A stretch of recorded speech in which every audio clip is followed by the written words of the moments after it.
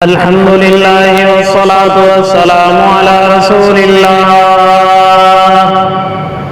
أما بعد فأعوذ بالله من الشيطان الرجيم بسم الله الرحمن الرحيم الزانية والزاني فاجلدوا كل واحد منهما 100 جلدة ولا تأخذكم بهما رأفة في دين الله إن كنتم تؤمنون بالله واليوم الآخر وليشهد عذابهما طائفة من المؤمنين الزاني لا ينكح إلا زانية أو مشركا والزانية لا ينكحها إلا زان أو مشرك وحرم ذلك على المؤمنين صدق الله العلي العظيم وصدق رسوله النبي الكريم ونحن على ذلك لمن الشاهدين والشاكرين والحمد لله رب العالمین۔ گزشتہ یہ بات بتائی گئی تھی کہ زنا کرنے کی وجہ سے نسل محفوظ نہیں رہتی ہے، نطفہ خلط ملط ہو جاتا ہے، اور جس معاشرے میں زنا عام ہو جائے اللہ وہاں تحس سالیوں کو نازل کرتا ہے، دلوں کو پھاڑ دیتا ہے، اور یہ بھی ایک فطری ہے، گندی چیز ہے کہ جس طرح ہم اپنی بیٹی کو، اپنی بیوی کو، اپنی بہن کو، اپنی ماں کو پاک دامن دیکھنا چاہتے ہیں، تو اسی طرح ہم کسی عورت پر اگر نگاہ ڈالیں تو وہ بھی کسی کی بیٹی، کسی کی بہو، کسی کی بیوی، کسی کی ماں ہے۔ جس طرح ہم عفیف اور پاک دامن دیکھنا چاہتے ہیں، ویسے ہی ہمارا بھائی بھی اپنی محرم کو پاک دامن رکھنا چاہتا ہے۔ اور اس سے پہلے یہ بات بتائی گئی کہ زنا ایک قرض ہے، اللہ نہ کرے، اللہ نہ کرے، اللہ نہ کرے، نعوذ باللہ ثم نعوذ باللہ، اگر کسی سے یہ فعل سرزد ہو جائے تو یہ قرض ہوتا ہے، اور یہ اترتا ہے زنا کرنے والی کی ماں سے یا بہن سے یا پھر اس کی بیٹی سے یا اس کی بیوی سے یہ قرض اترتا ہے۔ اللہ سب کی پوری امت کی حفاظت فرمائے۔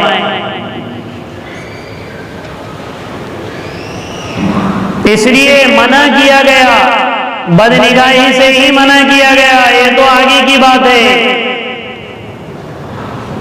وہ چڑیا پہنانے والے کا واقعہ حضرت مولانا پیر ذوالفقار صاحب نقشبندی دامن برکاتوں میں لکھا ہے کہ ایک آدمی گھر میں آیا تو دیکھا اس کی بیوی رو رہی تھی، تو اس نے کہا کہ تو کیوں رو رہی ہے؟ کہنے لگا آج ہمارے گھر کے نوکر نے جب مجھے سودا دیا تو سودا دیتے وقت میرا ہاتھ پکڑا شہوت کے ساتھ، تو اس نے کہا کہ کتنے بجے کا وقت تھا؟ اس نے گھر والی نے وقت بتائے، پھر یہ رونے لگ گیا۔ کہا تم کیوں رو رہے؟ کہا اس وقت ایک عورت چوڑی پہننے کے لیے میرے پاس آئی تھی، جب میں اس کو چوڑی پہنا رہا تھا تو میں نے اس کا ہاتھ شہوت سے پکڑا تھا۔ وہاں اس نے یہ کیا، اللہ نے اس کی بیوی کے ساتھ یہ بتایا۔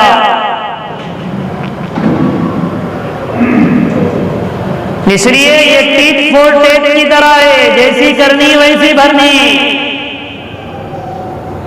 اگر ہم یہ دیکھنا چاہتے کہ ہماری ماں بہن بیٹی کی طرف کوئی نگاہ اٹھا کر نہ دیکھے تو ہم بھی اپنی نگاہوں کو جھکا لیں،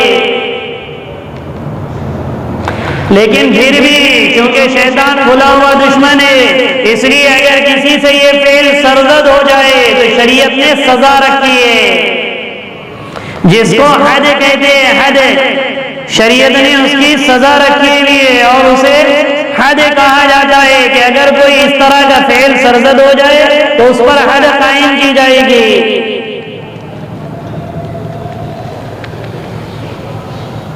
اور محسن اور غیر محسن کا فرق ہے، یعنی شادی شدہ اور غیر شادی شدہ، اگر یہ فعل سرزد ہو جائے غیر شادی شدہ سے اور ثابت بھی ہو جائے اس کا زنا، غیر شادی شدہ سے یہ فعل سرزد ہو جائے اور وہ ثابت ہو جائے یا تو اقرار کی وجہ سے یا گواہوں کی وجہ سے، اور غیر شادی شدہ ہے تو اس کو 100 کوڑے مارے جائیں گے۔ کوڑے نہ اتنے زور سے مارے جائے کہ گوشت اور کھال نکلنے لگ جائے اور نہ اتنے آہستہ مارے جائے کہ محسوس بھی نہ ہو سکے، اعتدال اور درمیان سے کوڑے مارنا ہے۔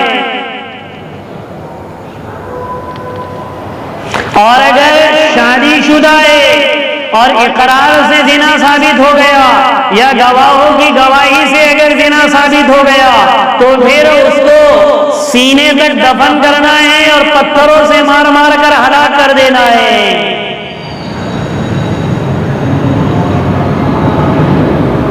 اور ہوا ہے ماعز اسلمی رضی اللہ عنہ اور غامدیہ رضی اللہ تعالیٰ عنہ، یہ عورت یہ مرد دونوں صحابی، یہ بتانے کے لیے اللہ نے فعل سرزد کرایا، آ کر کہنے لگے یا رسول اللہ حد قائم کیجئے، کیونکہ ایمان اتنا پاورفل تھا، گناہ ہونے کے بعد چین سے نہیں بیٹھے، یہاں تو کتنے گناہ ہو جاتے پھر اپنے آپ کو پاک بال بنا کے ہم معاشرے میں درست کر دیتے۔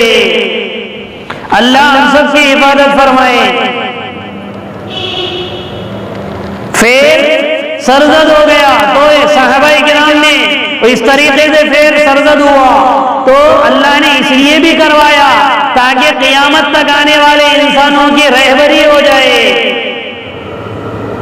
آ کر کہنے لگے یا رسول اللہ حد قائم کر دیجئے، دیکھو اللہ کے نبی بھی کیسے چھپا رہے فعل کو، اللہ کے نبی نے اس طرح کیا تو وہ ادھر آئے، پھر اللہ کے نبی نے اس طرح کیا وہ ادھر آئے، پھر ادھر سے پھر اللہ کے نبی نے بتایا، اللہ کے نبی کو بتایا کہ اجازت دیے مجھ پر حد قائم کیجئے۔ اللہ کے نبی نے فرمایا نہیں، تم نے زنا نہیں کیا ہوگا، بوسہ لے لیا ہوگا۔ کہا نہیں یا رسول اللہ زنا ہو گیا ہے، چھپا رہے، ہم تو ظاہر کرتے۔ پھر اس کے بعد حد قائم ہوئی تو مدینہ کے سب لوگ کھڑے تھے، پتھر ایسا مارا تو وہ عورت کا ایک خون کا چھینٹا اڑ کر ایک صحابی کے بدن پر آ گیا تو اس طرح کراہت محسوس کرنے لگے۔ اللہ کے نبی نے فرمایا اس نے اتنی سچی پکی توبہ کی ہے، اگر اس کی توبہ مدینہ والوں پر تقسیم کر دے اللہ سارے مدینہ کی مغفرت کر دے۔ یہ کوئی معمولی چیز ہے کہ اپنے آپ کو حج کے لیے تیار کرا دینا۔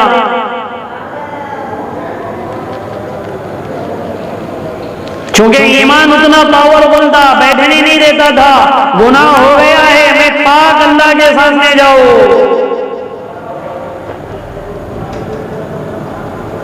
کتنے ایسے مواقع، ایک صحابی یہ ابو بکر صدیق کے پاس آئے، مجھ سے گناہ ہو گیا، وہ کہنے لگے چھپا لے۔ حضرت عمر کے پاس ہے کہیں چھپا لے، پھر ایک صحابی کے پاس، انہوں نے کہا جا اللہ کے نبی کے پاس، تو اللہ کے نبی نے فرمایا کتنا اچھا ہوتا کہ اس کے اس راز کو چھپا دیا جاتا۔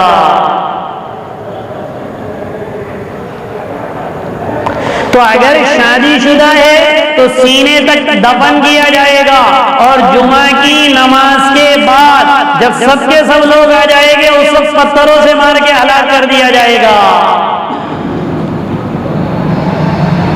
لیکن جب سزا اتنی خطرناک ہے تو اس کی گواہی بھی اتنی خطرناک ہے۔ ہر ایک امر میں 2 گواہ مطلوب ہے، یا 2 عورتیں اور 1 مرد یا دونوں مرد ہو، لیکن زنا کی گواہی کے لیے شار عینی گواہ ہونا ضروری ہے، جس کے بارے میں روایتوں میں آتا جنہوں نے کل ملح فی المکحلہ ایسا دیکھا ہو زنا کرتے ہوئے جیسے سرمے دانی میں سلائی ڈالی جاتی ہے،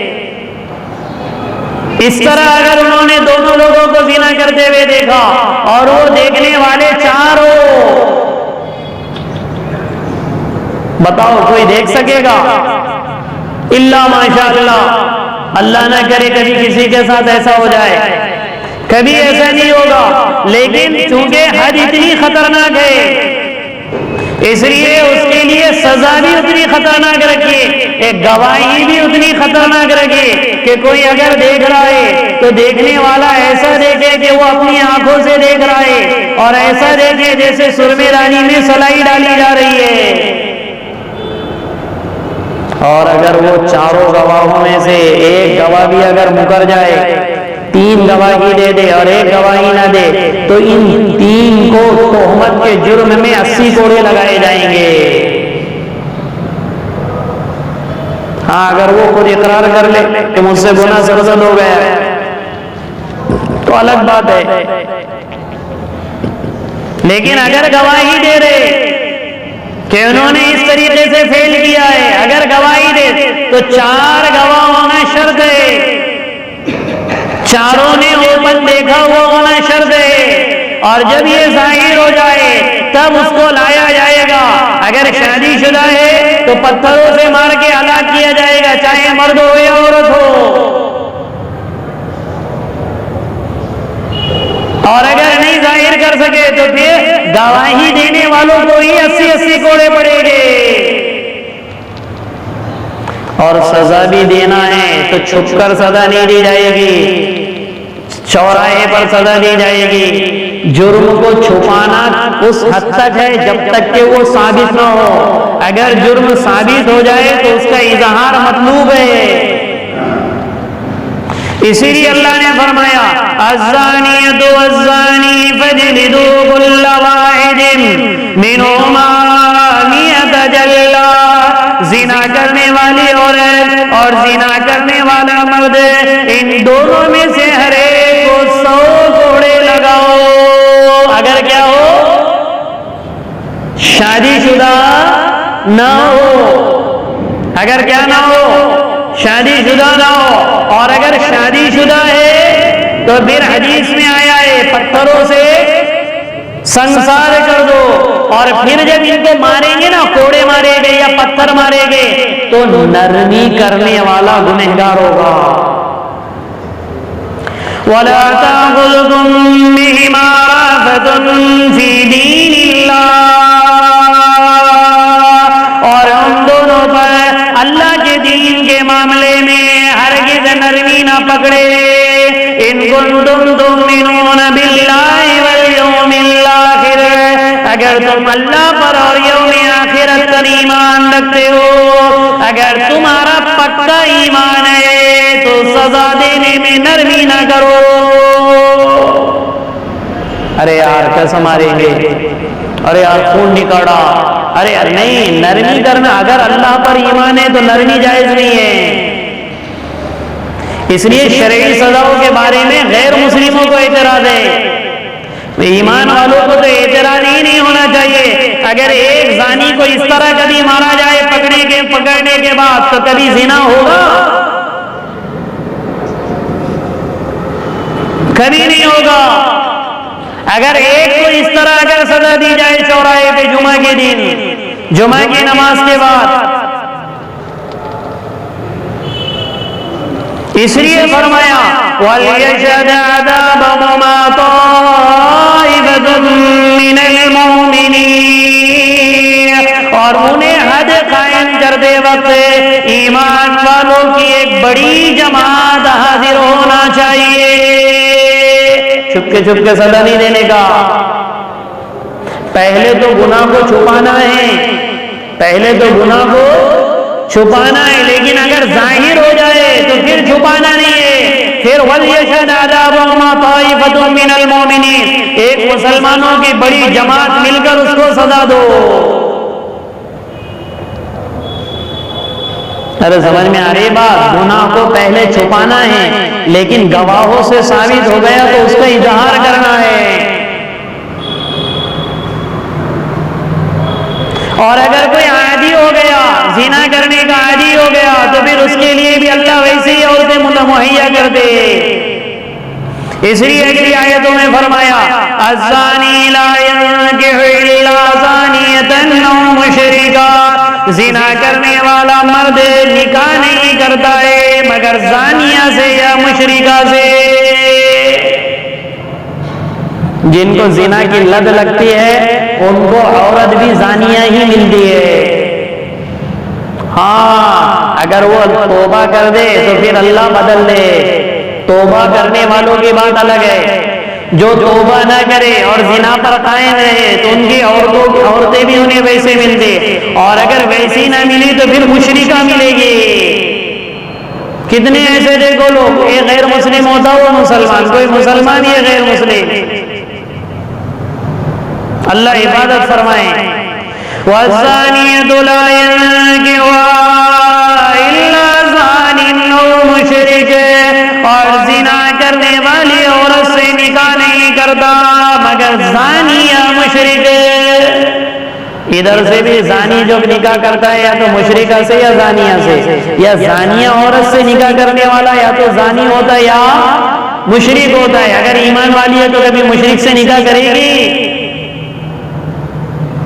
اللہ یہ کہ وہ کیا کرے، توبہ کر دے۔ وَحُرِّمَ ذَلِكَ عَلَى الْمُؤْمِنِينَ، اور ایمان والوں پر یہ بات حرام قرار دے دی گئی کہ وہ نکاح ایسا نکاح کرے کہ جو واقعی میں پاک دامن ہو،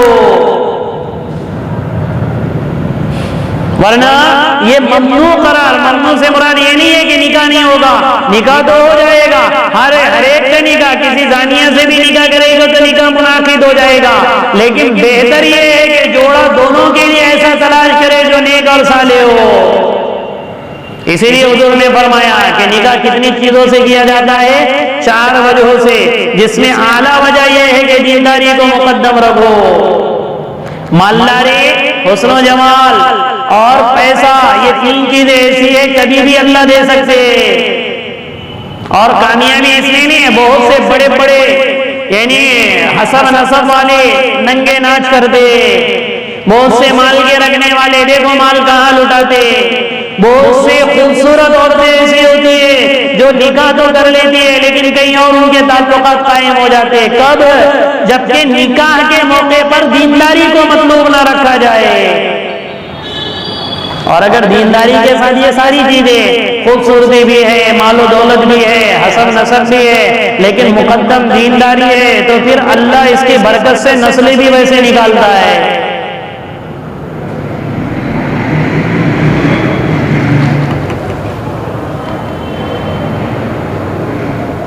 آگے دوسرے حدود کا ذکر ہے، اس کا انشاءاللہ پیر کے دن ذکر کریں گے۔ کل سفر میں جا رہے ہیں اس لیے کل نہیں رہے گا، پیر کے دن رہے گا انشاءاللہ۔ بسم اللہ الرحمن الرحیم۔ اللہم لک الحمد کلہ لک الشکر کلہ ولک الثناء کلہ ولک الخلق کلہ والیک یرجع الامر کلہ بیدک الخیر کلہ انک علی کل شیء قدیر۔ اللہم صلی علی سیدنا محمد وبارک وسلم۔ یا حی یا قیوم برحمتک نستغیث اصلح لنا شؤوننا کلها ولا تکلنا الی انفسنا طرفۃ عین۔ وصلی اللہ تعالی علی خیر خلقہ محمد وعلی آلہ واصحابہ اجمعین برحمتک یا ارحم الراحمین۔ جلدی آنا ہوا تو ہوگی تفسیر، اور جلدی آنے ہوا تو